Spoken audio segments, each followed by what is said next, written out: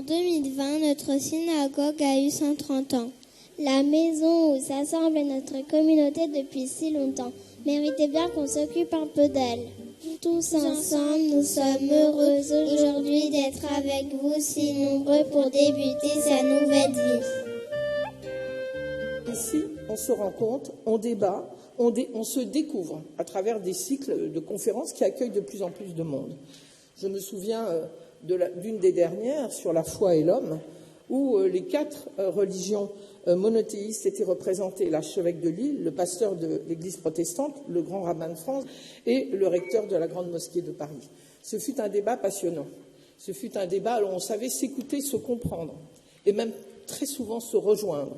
Et tout ce que vous faites ici permet effectivement d'être un rempart à l'ignorance qui est toujours la source de la haine et de la violence.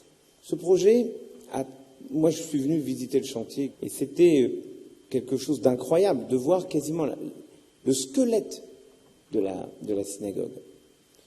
Et ce qui est merveilleux, c'est que on a retrouvé des textes qui avaient été effacés par les ans. Année après année, chacun a voulu rajouter quelque chose, a effacé les textes que vous voyez au-dessus de moi, les a changés, les a réinterprétés. Il y a cette nécessité de revenir aux origines.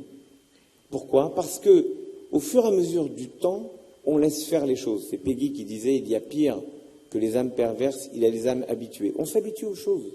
On considère que ne pas réagir à ça, c'est pas extraordinaire. Laisser faire, c'est pas extraordinaire.